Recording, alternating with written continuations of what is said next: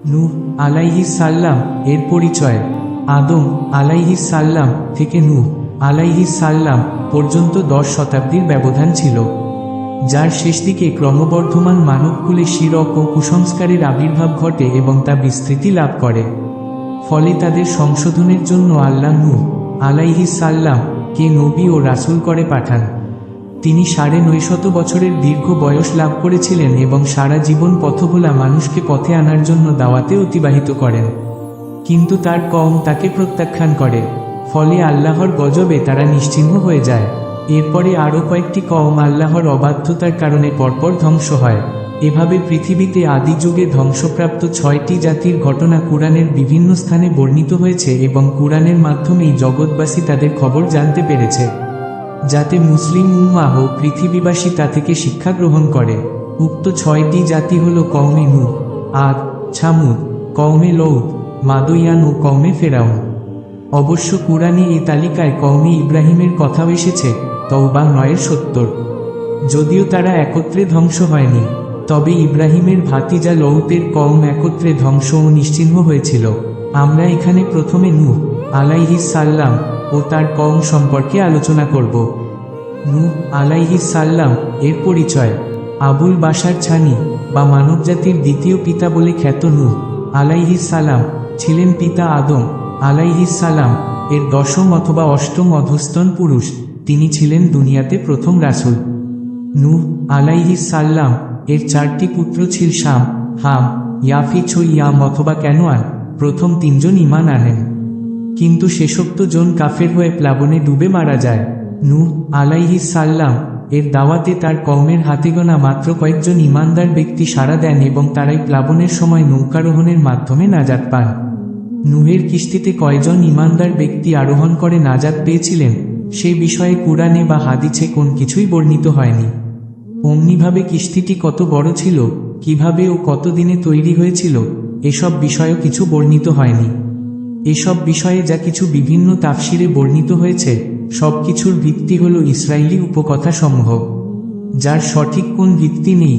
ইমাম তিরমিজি হযরত সামুরা রাদিয়াল্লাহু আনহু প্রমুখাত রাসূলুল্লাহ সাল্লাল্লাহু আলাইহি ওয়াসাল্লাম হতে সূরা ছাফফাত 77 আয়াতের তাফসিরে বর্ণনা করেন যে, নূহের প্লাবন শেষে কেবল তার 3 পুত্র শাম, হাম ও ইয়াফেছ এর বংশধরগণই অবশিষ্ট ছিল।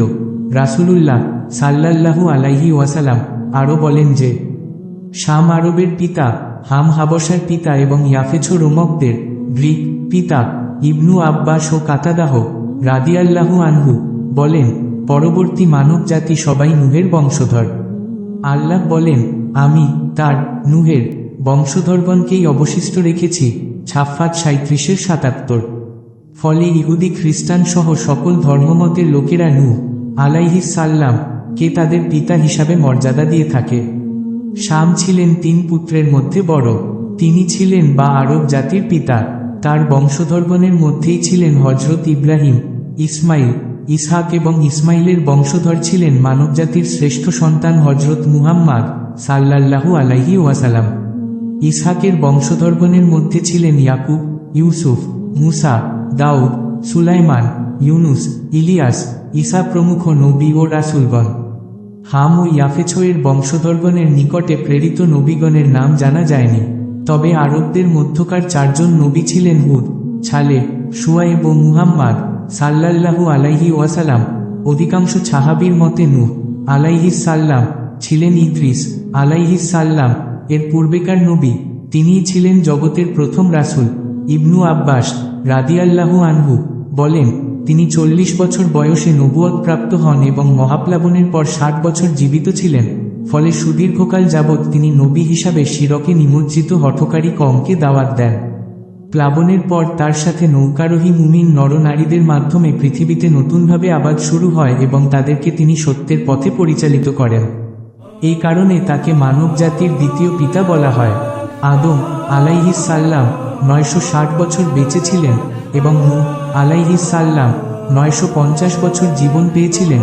আনকাবুত 29:14।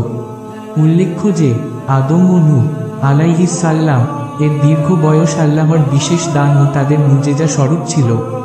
নূহ আলাইহিস সাল্লাম এর পুরুষানুক্রমিক বয়স তার ন্যায় দীর্ঘ ছিল না। নূহ আলাইহিস সাল্লাম ইরাকের মুছেল নগরীতে শিও সম্প্রদায়ের সাথে বসবাস করতেন। তারা বাহ্যত সভ্য হলেও শিরকের অন্ধকারে নিমজ্জিত ছিল। তিনি তাদের হেদায়াতের জন্য প্রেরিত হয়েছিলেন। উল্লেখ্য যে হযরত নূহ আলাইহিস সাল্লাম সম্পর্কে পবিত্র কুরআনের 28টি সূরায় 81টি আয়াতে বর্ণিত হয়েছে। তৎকালীন সামাজিক ও ধর্মীয় অবস্থা। আদম আলাইহিস সাল্লাম এর সময়ে ঈমানের সাথে শিরক ও কুফরের মোকাবিলা ছিল না। তখন সবাই তাওহীদের অনুসারী একই উম্মতভুক্ত ছিল। বাকারা 2:213। তার শরিয়াতের অধিকাংশ বিধানই ছিল পৃথিবী আবাদকরণ ও মানবীয় প্রয়োজনাদির সাথে সম্পৃক্ত। কিন্তু কালের বিবর্তনে মানুষের মধ্য শিরকের অনুপ্রবেশ ঘটে। নূহের কওম ওয়াদ, শুওয়া, ইয়াগুজ, ইয়াওয়া ও নাসর প্রমুখ মৃত নেককার লোকদের অশিলায় আখেরাতে মুক্তি পাবার আশায় তাদের পূজা শুরু করে। এই পূজা তাদের কবরেও হতে পারে কিংবা তাদের মূর্তি বানিয়েও হতে পারে। মুহাম্মদ ইবনু কায়েস বলেন, আদম ও নূহ আলাইহিস সাল্লাম এর মধ্যবর্তী সময়কালের এই 5 জন ব্যক্তি নেককার ও সৎকর্মশীল বান্দা হিসাবে প্রসিদ্ধ ছিলেন। তাদের মৃত্যুর পর ভক্ত অনুসারীগণকে শয়তান এই বলে প্ররোচনা দেয় যে এইসব নেককার মানুষের মূর্তি সামনে থাকলে তাদের দেখে আল্লাহর প্রতি ইবাদাতে অধিক আগ্রহ সৃষ্টি হবে। ফলে তারা তাদের মূর্তি বানায়। অতঃপর উক্ত লোকদের মৃত্যুর পরে তাদের পরবর্তীগণ শয়তানের ধোকায় পড়ে ওই মূর্তিগুলিকেই সরাসরি উপাস্য হিসাবে পূজা শুরু করে দেয়। তারা এইসব মূর্তির অশিলায় বৃষ্টি প্রার্থনা করত, আর এভাবেই পৃথিবীতে প্রথম মূর্তি পূজার শিরকের সূচনা হয়। ইমাম বুখারী রহমাতুল্লাহ আলাইহি হযরত আব্দুল্লাহ ইবনে আব্বাস রাদিয়াল্লাহু আনহু হতে বর্ণনা করেন, তিনি বলেন যে এই লোকগুলি হযরত নূহ আলাইহিস সাল্লাম এর যুগের নেককার ব্যক্তি ছিলেন। তাদের মৃত্যুর পর শয়তান তাদের অনুসারীদের এই মর্মে ধোঁকা দিল যে এদের বসার স্থানগুলিতে এক একটি মূর্তি বানাও ও তাদের নামে নামকরণ কর। লোকেরা তাই করল। এই মূর্তিগুলি পরবর্তীকালে আরবদের মধ্যেও চালু ছিল। ওয়াদ ছিল বনু কালবের জন্য দুমাতুল জান্দালে, শুওয়া ছিল বনু হোজাইলের জন্য, ইয়াগুত ছিল বনু বুত্তায়েফের জন্য জুরুফ নামক স্থানে, ইয়াও ছিল বনু হামদানের জন্য এবং নাসর ছিল হিমুইয়ার গোত্রের বনু ইকালায়ের জন্য। ইবনু আবি হাতেমের বর্ণনায় এসেছে যে ওয়াদ ছিল এদের মধ্যে প্রথম এবং সর্বাধিক নেককার ব্যক্তি। তিনি মারা গেলে লোকেরা তার প্রতি ভক্তিতে কান্নায় ভেঙে পড়ে। শয়তান এই সুযোগ গ্রহণ করে এবং লোকদেরকে তার মূর্তি বানাতে প্ররোচনা দেয়। ফলে ওয়াদের মূর্তিই হল পৃথিবীর সর্বপ্রথম মূর্তি, আল্লাহকে বাদ দিয়ে যার পূজা শুরু হয়। অতএব পৃথিবীর প্রাচীনতম শিরক হল নেককার মানুষের কবর অথবা তাদের মূর্তি পূজা, যা আজও প্রায় সকল ধর্মীয় সমাজে চালু আছে এবং বর্তমানে যা মুসলিম সমাজে স্থান পূজা, কবর পূজা, ছবি প্রতিকৃতি, মিনার ও ভাস্কর্য পূজায় রূপ নিয়েছে। উক্ত 5টি মূর্তির মাহাত্ম্য ও তাদের প্রতি ভক্তি লোকদের হৃদয়ে এমনভাবে প্রথিত হয়েছিল যে তারা বিভিন্ন গুরুত্বপূর্ণ বিষয়ে এবং পারস্পরিক চুক্তি সম্পাদনকালে তাদের নাম উল্লেখ করত। এত ব্যতীত তারা নানাবিধ সামাজিক অনাচারে ডুবে গিয়েছিল। সম্প্রদায়ের এইরূপ পতন দশায় আল্লাহ তাদের হেদায়াতের জন্য নূহ আলাইহিস সাল্লাম কে রাসূল হিসাবে প্রেরণ করেন। আরাফ 7:61। শিও কওমের প্রতি নূহ আলাইহিস সাল্লাম এর দাওয়াত। আল্লাহ বলেন, আমি নূহকে তার কওমের নিকটে প্রেরণ করলাম তাদের উপরে মর্মান্তিক আযাব নাজিল হওয়ার পূর্বেই তাদেরকে সতর্ক করার জন্য। নূহ তাদেরকে বলল, হে আমার জাতি, আমি তোমাদের জন্য স্পষ্ট সতর্ককারী। এই বিষয়ে যে তোমরা আল্লাহর ইবাদত করো, তাকে ভয় করো এবং আমার আনুগত্য করো। তাতে আল্লাহ তোমাদের পাপসমূহ ক্ষমা করবেন এবং নির্দিষ্ট সময় পর্যন্ত অবকাশ দিবেন। তবে এটা নিশ্চিত যে আল্লাহর নির্ধারিত সময় যখন এসে যাবে তখন তা এতটুকুও পিছানো হবে না। যদি তোমরা তা জানতে। নূহ 71:1-4। অতঃপর তিনি তাদেরকে শিরক পরিত্যাগ করে পরিপূর্ণভাবে আল্লাহর ইবাদাতে ফিরিয়ে আনার জন্য বান্দার উপরে আল্লাহর অসংখ্য অনুগ্রহ ও অগণিত নেয়ামত রাজির কথা স্মরণ করিয়ে দিয়ে বলেন, তোমরা কি লক্ষ্য করো না আল্লাহ কিভাবে সপ্ত আকাশ স্তরে স্তরে সৃষ্টি করেছেন? সেখানে তিনি চন্দ্রকে রেখেছেন আলোরূপে এবং সূর্যকে রেখেছেন প্রদীপ রূপে। আল্লাহ তোমাদেরকে মাটি থেকে উদ্গত করেছেন, অতঃপর তাতে ফিরিয়ে নিবেন ও আবার পুনরুত্থিত করবেন। আল্লাহ তোমাদের জন্য জমিনকে করেছেন বিছানা সদৃশ, যাতে তোমরা চলাফেরা করতে পারো প্রশস্ত রাস্তাসমূহে। নূহ 71:15-20। নূহ আলাইহিস সাল্লাম স্বীয় কওমকে দিন রাত দাওয়াত দিতে থাকেন। তিনি তাদেরকে প্রকাশ্যে ও গোপনে বিভিন্ন পন্থায় ও পদ্ধতিতে দাওয়াত দেন, কিন্তু ফলাফল হয় নিতান্ত নৈরাশ্যজনক। তার দাওয়াতে অতিষ্ঠ হয়ে তারা তাকে দেখলেই পালিয়ে যেত, কখনো কানে আঙ্গুল দিত, কখনো তাদের চেহারা কাপড় দিয়ে ঢেকে ফেলত। তারা তাদের হঠকারিতা ও জিদে অটল থাকত এবং চরম উদ্ধত্ত প্রদর্শন করত। নূহ ৭১-৬-৯। এক সময় কওমের সর্দাররা লোকদের ডেকে বলল, খবরদার, তোমরা তোমাদের পূর্বপুরুষদের পূজিত উপাস্য ওয়াদ, সোয়া, ইয়াগুজ, ইয়াউও, নাসরকে কখনোই পরিত্যাগ করবে না। এভাবে তারা বহু লোককে পথভ্রষ্ট করে এবং তাদের ধনবল ও জনবল দিয়ে নূহের বিরুদ্ধে ভয়ানক সব চক্রান্ত শুরু করে। নূহ ৭১-২১-২৩। নূহ আলাইহিস সাল্লাম এর বিরুদ্ধে ৫টি আপত্তি। কওমের অবিশ্বাসী নেতারা জনগণকে বিভ্রান্ত করার জন্য নূহ আলাইহিস সাল্লাম এর বিরুদ্ধে ৫টি আপত্তি উত্থাপন করেছিল, যথা: ১. আপনি তো আমাদের মতোই একজন মানুষ, নবী হলে তো ফেরেশতা হতেন। ২. আপনার অনুসারী হলো আমাদের মধ্যকার হীন ও কম বুদ্ধিসম্পন্ন লোকেরা। ৩. কওমের উপরে আপনাদের কোন প্রাধান্য পরিদৃষ্ট হয় না। হুদ ১১-২৭। ৪. আপনার দাওয়াত আমাদের বাপ দাদাদের রীতি বিরোধী। ৫. আপনি আসলে নেতৃত্বের অভিলাষী। মুমিনুন ২৩-২৪-২৫।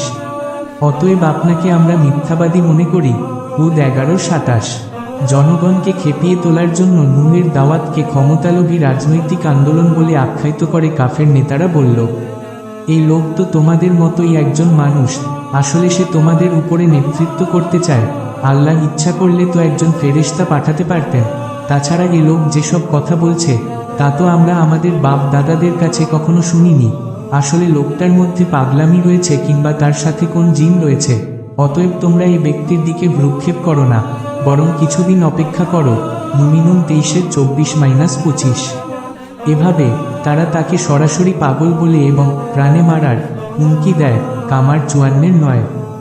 আপত্তি সমূহের জবাব। ১. গোত্রের নেতাদের উপরোক্ত আপত্তি ও অপবাদ সমূহের জবাবে নূহ আলাইহিস সাল্লাম বলেন, হে আমার কওম, আমি যদি আমার প্রভুর পক্ষ হতে স্পষ্ট দলিলের উপরে থাকি, আর তিনি যদি তার পক্ষ হতে আমাকে রহমত দান করেন, আর সেসব থেকে যদি তোমাদের চক্ষু অন্ধ থাকে, তাহলে কি আমি তা তোমাদের ইচ্ছার বিরুদ্ধে তোমাদের উপরে চাপিয়ে দিতে পারি? হুদ ১১-২৮। একথা দ্বারা বোঝানো হয়েছে যে নবুয়াত ও রিসালাত চেয়ে পাওয়া যায় না। এটা সস্পূর্ণরূপে আল্লাহর ইচ্ছাধীন। তিনি মানুষের জন্য কোন ফেরেশতাকে নয়, বরং তার মনোনীত কোন মানুষকেই নবী করে পাঠিয়ে থাকেন স্পষ্ট দলিল প্রমাণ সহকারে। নূহ আলাইহিস সাল্লাম তার কওমকে আরও বলেন, তোমরা কি এ বিষয়ে আশ্চর্যবোধ করছো যে তোমাদের পালনকর্তাদের পয়গাম তোমাদের মধ্য থেকেই একজনের মাধ্যমে তোমাদের কাছে এসেছে, যাতে সে তোমাদের ভীতি প্রদর্শন করে ও তার ফলে তোমরা আল্লাহর অনুগ্রহপ্রাপ্ত হও। আরাফ ৭-৬৩। আল্লাহ বলেন, কিন্তু তারা নূহকে মিথ্যা সাব্যস্ত করে, তখন আমি তাকে ও তার নৌকারোহী সাথীদেরকে মুক্ত করি এবং আমি আয়াতসমূহে মিথ্যারোপকারীদের ডুবিয়ে মারি। বস্তুত তারা ছিল জ্ঞানান্ধ। আরাফ ৭-৬৪। মুসলিম উম্মার মধ্যে একদল লোক শেষ নবী মুহাম্মদ সাল্লাল্লাহু আলাইহি ওয়াসাল্লাম কে নূরের নবী বলে পরোক্ষভাবে তাকে ফেরেশতা নবী বানাতে চায়। এভাবে তারা বিগত যুগের কাফিরদের সন্দেহবাদের অনুসরণ করে মাত্র। অথচ আল্লাহ বলেন, যদি আমি কোন ফেরেশতাকে রাসূল করে পাঠাতাম, তবে সে মানুষের আকারেই হতো, কিন্তু এতেও তারা ওই সন্দেহই প্রকাশ করত যা এখন করছে। আনাম ৬-৯। ২. তাদের দ্বিতীয় আপত্তির জবাবে নূহ আলাইহিস সাল্লাম বলেন, আমি কোন গরিব ইমানদার ব্যক্তিকে তাড়িয়ে দিতে পারি না। তারা অবশ্যই তাদের পালনকর্তাদের দিদার লাভে ধন্য হবে, বরং আমি তোমাদেরই মুখ্য দেখছি। হে আমার কওম, আমি যদি ওই সব লোকদের তাড়িয়ে দেই, তাহলে কি আমাকে আল্লাহর পাকড়াও থেকে রক্ষা করবে? তোমরা কি উপদেশ গ্রহণ করবে না? হুদ ১১-২৯-৩০। শোয়ারা ২৬-১১-১১৫। ৩. তৃতীয় আপত্তির জবাবে তিনি বলেন, তোমাদের দৃষ্টিতে যারা দিনহীন অবাঞ্ছিত ব্যক্তি, তাদেরকে আল্লাহ কোনরূপ কল্যাণ দান করবেন না। তাদের মনের কথা আল্লাহ ভালো করেই জানেন, সুতরাং এমন কথা বললে আমি অন্যায়কারীদের অন্তর্ভুক্ত হয়ে যাব। হুদ ১১-৩১। অতএব দুনিয়াবি প্রাধান্য মূলত কোন প্রাধান্য নয়, পরকালীন উচ্চ মর্যাদাই হল প্রকৃত মর্যাদা। ৪. চতুর্থ আপত্তির জবাবে তিনি পয়গম্বরসুলভ উত্তর দিয়ে বলেন, হে আমার কওম, আমার মধ্যে কোনোই পথভ্রষ্টতা নেই। বরং আমি বিশ্বপালকের পক্ষ হতে প্রেরিত রাসূল। আমি তোমাদের নিকটে আমার প্রভুর রিসালাত পৌঁছে দেই এবং আমি তোমাদেরকে সদুপদেশ দিয়ে থাকি, কেননা আমি আল্লাহর পক্ষ থেকে এমন বিষয় জানি যা তোমরা জানো না। আরাফ 7:61-62। অতএব আল্লাহ প্রদত্ত রিসালাত তথা অহির বিধান পালন করা ও তা জনগণের নিকটে পৌঁছে দেওয়াই আমার দায়িত্ব ও কর্তব্য, পিতৃধর্ম পালন করা নয়। বস্তত বাপ দাদার ধর্মের দোহাই নূহ আলাইহিস সাল্লাম থেকে শুরু করে শেষ নবী মুহাম্মদ সাল্লাল্লাহু আলাইহি ওয়াসাল্লাম পর্যন্ত সবাইকে দেওয়া হয়েছিল। আর সে কারণে প্রায় সকল নবীকেই স্ব-স্ব-জাতির নিকট থেকে চরম নির্যাতন ভোগ করতে হয়েছিল। 5 অতঃপর নেতৃত্ব লাভের আশায় নূহ আলাইহিস সাল্লাম লোকদের নিকটে দাওয়াত দিচ্ছেন মর্মে তাদের পঞ্চম আপত্তির জবাবে তিনি স্পষ্ট ভাষায় বলে দেন যে, এই দাওয়াতের বিনিময়ে আমি তোমাদের কাছে কোনো মাল দৌলত বা কোনো বিনিময় কামনা করি না। আমার পুরস্কার তো কেবল বিশ্বপালকের আল্লাহর নিকটেই রয়েছে।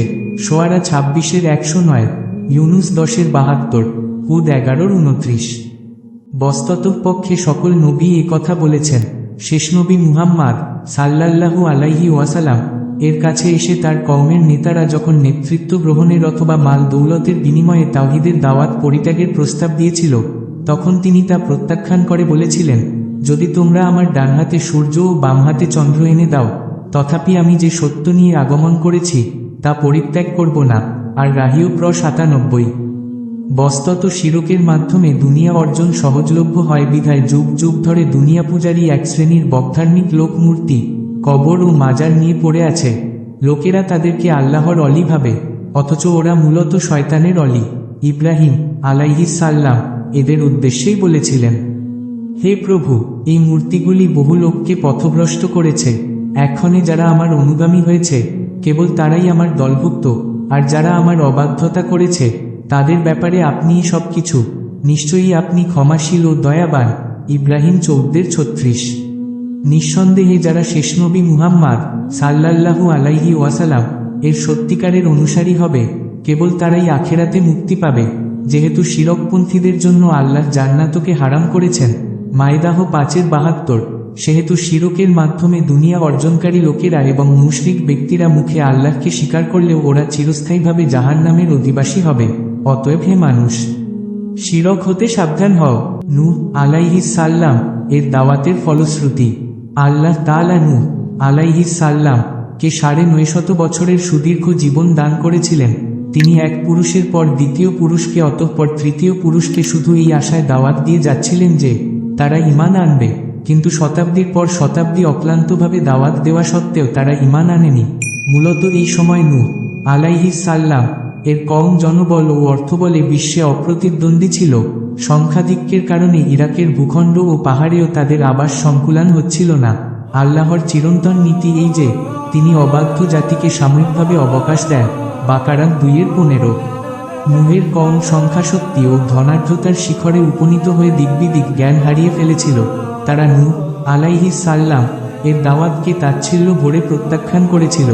নূহ আলাইহিস সাল্লাম তাদেরকে দিবারাত্রি দাওয়াত দেন, কখনো গোপনে কখনো প্রকাশ্যে, অর্থাৎ সকল পন্থা অবলম্বন করে তিনি নিজ কওমকে দিনের পথে ফিরিয়ে আনতে চেষ্টা করেন।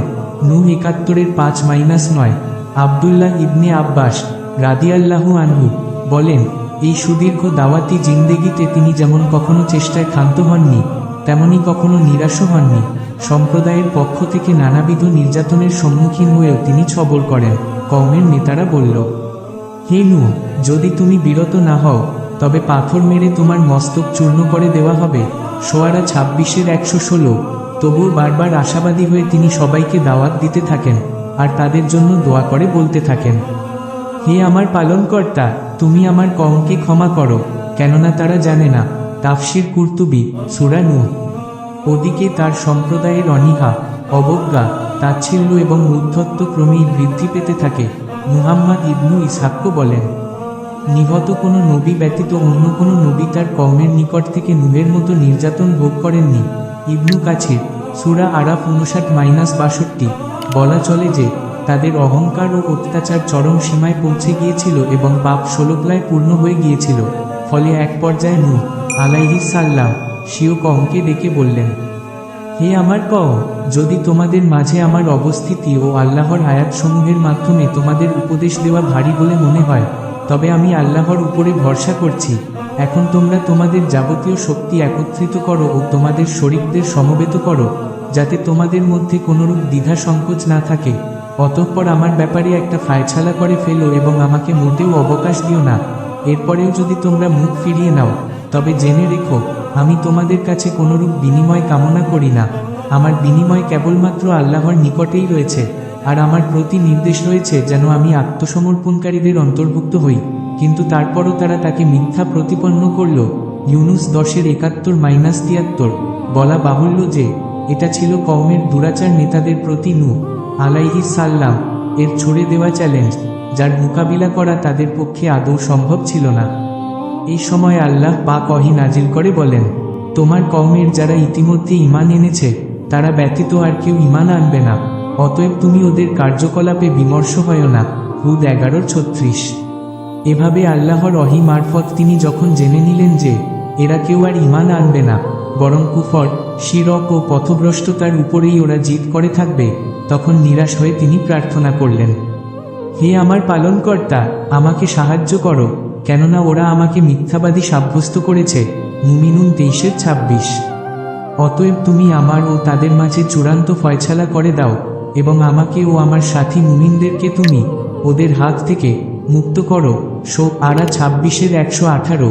তিনি স্বীয় প্রভুকে আহ্বান করে বললেন, আমি অপারগ হয়ে গেছি, এক্ষণে তুমি ওদের বদলা নাও। কামার 54:10। তিনি অতঃপর চূড়ান্তভাবে বদদোয়া করে বললেন, হে প্রভু, পৃথিবীতে একজন কাফের গৃহবাসীকেও তুমি ছেড়ে দিও না। যদি তুমি ওদের রেহাই দাও, তাহলে ওরা তোমার বান্দাদের পথভ্রষ্ট করবে এবং ওরা কোনো সন্তান জন্ম দিবে না পাপাচারী ও কাফের ব্যতীত। নূহ 71:26-27। বলা বাহুল্য, নূহ আলাইহিস সালাম এর এই দোয়া আল্লাহর সাথে সাথে কবুল করেন, যার ফলে তারা ধ্বংস ও নিশ্চিহ্ন হল এবং কেবলমাত্র মুষ্টিমেয় মুমিন নরনারী মুক্তি পেলেন। বর্তমান পৃথিবীর সবাই তাদের বংশধর।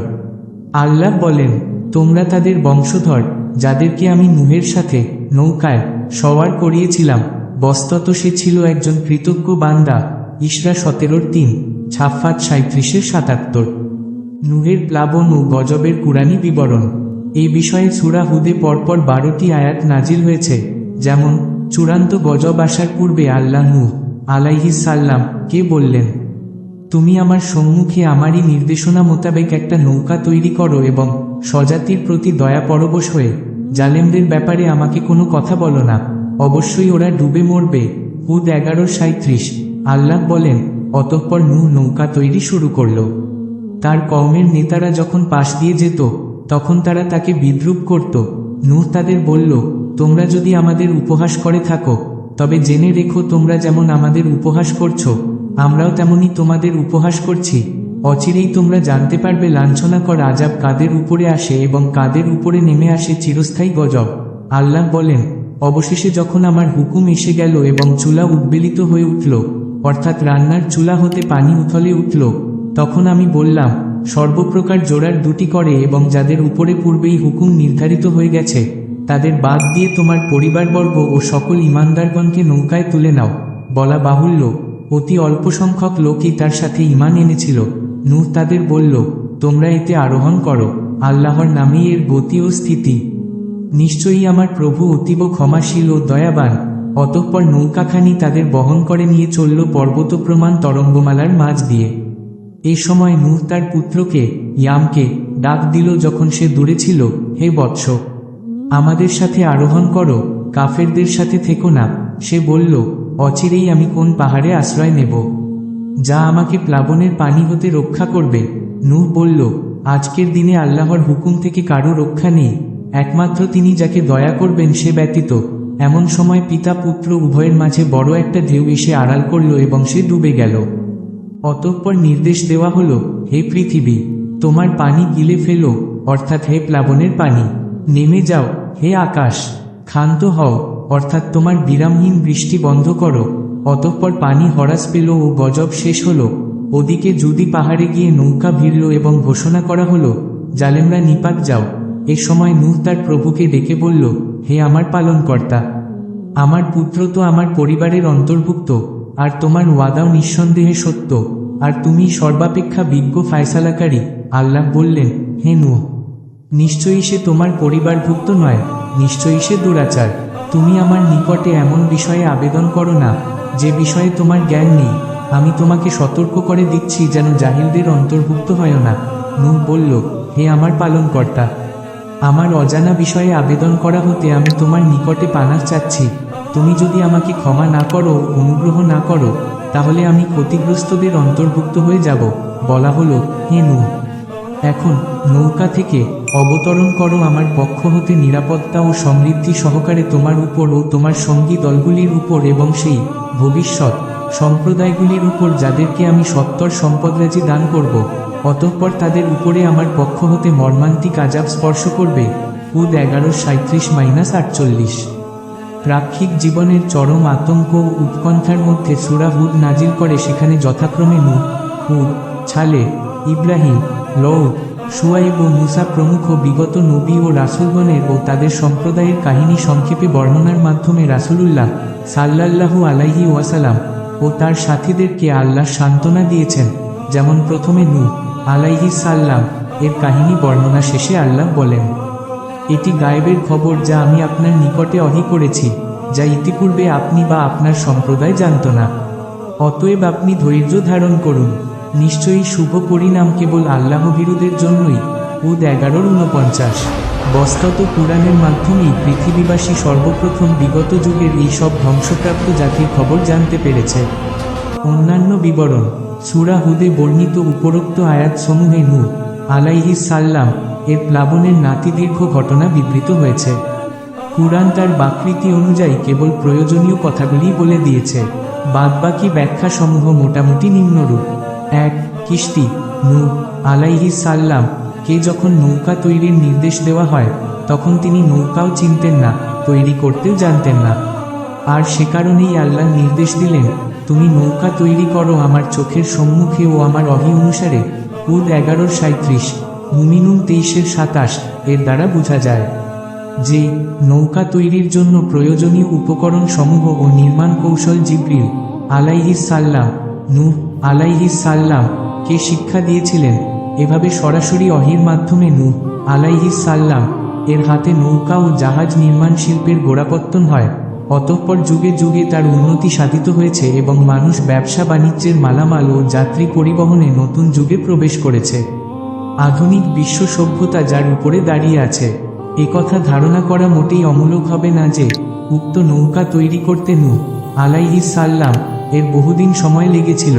নৌকাটি অবশ্যই বিরাটায়তনের ছিল, যাতে মানুষ, পশু ও পাখি পৃথকভাবে থাকতে পারে। কিন্তু এজন্য নৌকাটি কয় তলা বিশিষ্ট ছিল, কি কাঠের ছিল, কত গজ লম্বা ও চওড়া ছিল, এসব কাহিনীর কোন সঠিক ভিত্তি নেই। নদীবিহীন মরু এলাকায় বিনা কারণে নৌকা তৈরি করাকে পশুশ্রম ও নিছক পাগলামি বলে কওমের নেতারা নূহ আলাইহিস সালাম কে ঠাট্টা করত। হুদ 38। এই ব্যাপারে নূহ আলাইহিস সালাম বলতেন, তোমাদের ঠাট্টার জবাব অতি সত্বর তোমরা জানতে পারবে। হুদ 39। দীর্ঘদিন ধরে নৌকা তৈরি শেষ হবার পরেই আল্লাহর চূড়ান্ত ফায়সালা নেমে আসে এবং গজবের প্রাথমিক আলামত হিসাবে চুলা থেকে পানি বের হতে থাকে। 2. তান্নুর ও তুফান। তান্নুর বলা হয় মূলত উনুন বা চুলাকে। এটি অনার্ব শব্দ, যাকে আরবি করা হয়েছে কুরতুবি। সহজ সরল ও প্রকাশ্য অর্থ অনুযায়ী ইরাকের মুছেল নগরীতে অবস্থিত নূহ আলাইহিস সালাম এর পারিবারিক চুলা থেকে পানি উথলে বের হওয়ার আলামতের মাধ্যমেই নূহের তুফানের সূচনা হয়, অর্থাৎ এটি ছিল প্লাবনের প্রাথমিক আলামত মাত্র। কুরতুবি। তুফান অর্থ যে কোনো বস্তুর অত্যাধিক্য। প্লাবনকে তুফান বলা হয় পানির আধিক্যের কারণে, যা সব কিছুকে ডুবিয়ে দেয়। আল্লাহ বলেন, আমি নূহকে প্রেরণ করেছিলাম তার সম্প্রদায়ের নিকট, সে তাদের মধ্যে 50-1000 বছর অবস্থান করেছিল। অতঃপর তাদেরকে তুফান অর্থাৎ মহাপ্লাবন গ্রাস করেছিল, আর তারা ছিল অত্যাচারী। আনকাবুত 29-14। যদিও অনেকে এর নানারূপ ব্যাখ্যা দিয়েছেন, যার সবকিছুই ইসরাইলিয়াত এবং ভিত্তিহীন। ভূতলের উত্থিত পানি ছাড়াও তার সাথে যুক্ত হয়েছিল অবিরাম ধারে আকাশবন্যা। যেমন আল্লাহ বলেন, অবশেষে যখন আমার হুকুম এসে পৌঁছল এবং চুলা উচ্ছ্বসিত হল, অর্থাৎ ভূপৃষ্ঠ পানিতে উদ্বেলিত হয়ে উঠল। হুদ 40। অন্যত্র আল্লাহ বলেন, তখন আমি খুলে দিলাম আকাশের দুয়ারসমূহ প্রবল বাড়িপাতের মাধ্যমে এবং ভূমি থেকে প্রবাহিত করলাম নদীসমূহকে। অতঃপর উভয় পানি মিলিত হলো একটি পূর্ব নির্ধারিত কাজে, অর্থাৎ ডুবিয়ে মারার কাজে। আমি নূহকে আরোহণ করালাম এক কাষ্ঠ ও পেরেক নির্মিত জলযানে, যা চলত আমার দৃষ্টির সম্মুখে। এটা তার, অর্থাৎ আল্লাহর পক্ষ থেকে প্রতিশোধ ছিল, যাকে প্রত্যাখ্যান করা হয়েছিল। আমি একে নিদর্শন হিসাবে রেখে দিয়েছি। অতএব কোন চিন্তাশীল আছে কি? কামার 54-11-15, যে কারণে নূহ পুত্র ইয়াম পাহাড়ে আশ্রয় নিয়েও রেহাই পায়নি। হুদ 43। ওই সময় কোন কোন ঢেউ পাহাড়ের চূড়া হতে উঁচু ছিল। অতঃপর প্লাবন বিধ্বংসী রূপ ধারণ করে এবং পাহাড়ের মতো ঢেউয়ের মধ্য দিয়ে নৌকা চলতে থাকে। হুদ 42। 2004 সালের 26শে ডিসেম্বর ইন্দোনেশিয়ার সাগরতলে সংঘটিত ভূমিকম্পের সুনামিতে উত্থিত 33 ফুট উঁচু ঢেউ নূহের তুফানকে স্মরণ করিয়ে দেয়। নৌকার আরোহীগণ, তুফানের আলামত প্রকাশিত হওয়ার সাথে সাথে নূহ আলাইহিস সালাম কে হুকুম দেওয়া হলো, জোর বিশিষ্ট প্রত্যেক প্রাণীর এক এক জোড়া করে নৌকায় তুলে নাও। হুদ 11:40, মুমিনুন 23-27। এর দ্বারা কেবল ওইসব প্রাণী বোঝানো হয়েছে যা নর ও মাদির মিলনে জন্মলাভ করে এবং যা মানুষের দৈনন্দিন জীবনে অতীব প্রয়োজনীয়, যেমন গরু, ছাগল, ঘোড়া, গাধা ও হাঁস মুরগি ইত্যাদি পশু পক্ষী। এরপর নূহ আলাইহিস সালাম কে নির্দেশ দেওয়া হয় কেবল তার পরিবারসহ ঈমানদার নরনারীকে নৌকায় তুলে নিতে, যাদের সংখ্যা অতীব নগণ্য ছিল। হুদ 40, কিন্তু সঠিক সংখ্যা কুরআন বা হাদিসে উল্লেখিত হয়নি। তবে আব্দুল্লাহ ইবনে আব্বাস রাদিয়াল্লাহু আনহু হতে বর্ণিত হয়েছে যে তাদের সংখ্যা ছিল 40 জন করে, পুরুষ ও নারী মোট 80 জন। প্লাবনের পর তারা ইরাকের মুছেল নগরীর যে স্থানটিতে বসতি স্থাপন করেন তা ছামানুন বা 80 নামে খ্যাত হয়ে যায়।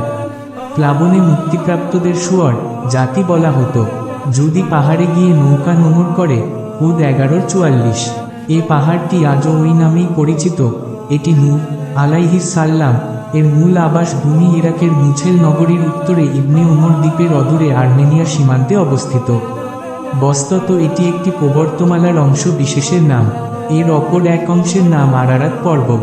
প্রাচীন ইতিহাসে উল্লেখ রয়েছে যে ইরাকের বিভিন্ন স্থানে উক্ত কিস্তির ভগ্ন টুকরা সমূহ অনেকের কাছে সংরক্ষিত আছে, যা বরকত মনে করা হয় এবং বিভিন্ন রোগ ব্যাধিতে আরোগ্যের উদ্দেশ্যে ব্যবহার করা হয়। উল্লেখ্য যে নূহের পুত্র কাফিরদের দলভুক্ত হওয়ায় মহাপ্লাবনে ধ্বংস হয়েছিল, কিন্তু নূহের স্ত্রী সম্পর্কে এখানে কিছু বলা হয়নি। এতে স্পষ্ট হয় যে তিনি আগেই মারা গিয়েছিলেন। ইবনু কাছির হুদ 11:40। তিনি গোপনে কুফরি পোষণ করতেন ও কাফিরদের সমর্থন করতেন। নূহের স্ত্রী ও লৌতের স্ত্রী স্বামীর নবুয়তের উপরে বিশ্বাস স্থাপনের ক্ষেত্রে ক্ষান্ত করেছিল বলে স্বয়ং আল্লাহ বর্ণনা করেছেন। নবীদের স্ত্রী হওয়া সত্ত্বেও কুফরির কারণে তারা জাহান্নামবাসী হয়েছেন। তাহরিম 66:10।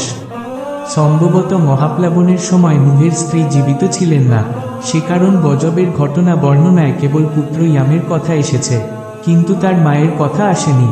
তাহলে আমরা নূহ আলাইহিস সালাম এর জীবনী থেকে শিক্ষণীয় বিষয়সমূহ কি শিখলাম ও বুঝলাম? 1. প্রথম রাসূল নূহ আলাইহিস সালাম এর সত্যতার বিরুদ্ধে যে 5টি আপত্তি তোলা হয়েছিল, সর্বশেষ ও শ্রেষ্ঠ রাসূল মুহাম্মদ সাল্লাল্লাহু আলাইহি ওয়াসাল্লাম এর সত্যতার বিরুদ্ধে ওই অভিযোগগুলি তোলা হয়েছিল। শেষ নবীর প্রকৃত দ্বীনী উত্তরাধিকারী হিসাবে সমাজ সংস্কারক মুত্তাকি আলেমগণের উপরে নবুয়তের বিষয়টি বাদে বাকি 4টি অভিযোগ যুগে যুগে উত্থাপিত হওয়াটাই স্বাভাবিক। 2. নূহ আলাইহিস সালাম যেমন দীর্ঘকাল যাবৎ নিজ জাতির পক্ষ হতে অবর্ণনীয় নির্যাতন ভোগ করা সত্ত্বেও তাদের হেদায়াতের ব্যাপারে নিরাশ হতেন না, প্রকৃত সমাজ হিতৈষী আলেম ও নেতাগণেরও তেমনি নিরাশ হওয়া উচিত নয়। 3. নবী পরিবারের সদস্য হওয়া সত্ত্বেও ঈমান না থাকার কারণে নূহের স্ত্রী ও পুত্র যেমন নাজাত লাভে ব্যর্থ হয়েছে, তেমনি এ যুগেও হওয়া সম্ভব। কাফির ও মুশরিক সন্তান বা কোন নিকটাত্মীয় এর মাগফিরাতের জন্য আল্লাহর নিকটে দোয়া করা জায়েজ নয়। 4. ঈমানী সম্পদই বড় সম্পদ। আল্লাহর নিকটে ঈমানদারের মর্যাদা সর্বাপেক্ষা বেশি, যদিও সে দুনিয়াবী জীবনে দিনহীন গরিব হয়। 5. ঈমানহীন সমাজ নেতা ও ধনী লোকদের খুশি করার জন্য ঈমানদার গরিবদের দূরে সরিয়ে দেওয়া যাবে না। 6. মৃত নেককার মানুষের অশিলায় পরকালে মুক্তি পাওয়ার ধারণার ভিত্তিতে সৃষ্ট মূর্তি পূজার শিরক বিশ্ব ইতিহাসের প্রাচীনতম শিরক। এই শিরকের কারণেই নূহের কওম আল্লাহর গজবে ধ্বংস হয়েছিল। তাই যাবতীয় প্রকারের শিরক থেকে তওবা করা কর্তব্য। সাথে সাথে এই মহাপাপ থেকে জাতিকে রক্ষা করার জন্য আলেমদের এবং সমাজ ও রাষ্ট্র নেতাদের এগিয়ে আসা জরুরি। ৭. সমাজ নেতাদের পথভ্রষ্টতার কারণেই দেশে আল্লাহর গজব নেমে আসে। অতএব তাদেরকেই সবার আগে হুঁশিয়ার হওয়া কর্তব্য। ৮. বিপদ থেকে মুক্তি পাওয়ার জন্য আল্লাহর নিকটে প্রার্থনা করার সাথে সাথে সাধ্যমতো বাস্তব প্রচেষ্টা চালাতে হয়। যেমন নূহ আলাইহিস সালাম প্রথমে আল্লাহর নিকটে প্রার্থনা করেন, অতঃপর গজব থেকে বাঁচার জন্য আল্লাহর হুকুমে নৌকা তৈরি করেন। ৯. আল্লাহ পাক স্বীয় ওহী দ্বারা বিভিন্ন নবীর মাধ্যমে যুগে যুগে বিভিন্ন শিল্পকর্মের সূচনা করেছেন, যেমন আদম আলাইহিস সালাম এর মাধ্যমে কৃষিকর্ম ও চাকার প্রচলন করেছেন এবং নূহ আলাইহিস সালাম এর মাধ্যমে জাহাজ শিল্পের সূচনা করেছেন। ১০. দুনিয়াবি জৌলুস সত্ত্বেও জালেমরা সর্বযুগেই নিন্দিত ও ধিকৃত হয়। পক্ষান্তরে নির্যাতিত হওয়া সত্ত্বেও ঈমানদারগণ সর্বযুগে নন্দিত ও প্রশংসিত হন। ১১. কিসে মানুষের প্রকৃত মঙ্গল নিহিত রয়েছে, মানুষ নিজে তা নির্ণয় করতে পারে না। তাকে সর্বদা আল্লাহর রহমতের মুখাপেক্ষী থাকতে হয়। তাই আল্লাহর ওহী তথা পবিত্র কুরআন ও সহিহ হাদিসের হেদায়াতই প্রকৃত হেদায়াত এবং চূড়ান্ত সত্যের মাপকাঠি। ১২. পূর্বতন সকল নবীর দাওয়াত ছিল এক ও অভিন্ন এবং তা ছিল নির্ভেজাল তাওহীদের প্রতি দাওয়াত। মানুষের সার্বিক জীবনে তাওহীদ প্রতিষ্ঠাই হল প্রকৃত অর্থে ইকামতে দ্বীন। ১৩. আল্লাহ স্বীয় নেককার বান্দাগণের পক্ষে তাদের শত্রুদের থেকে প্রতিশোধ নিয়ে থাকেন এবং নেক বান্দাদের মুক্ত করেন।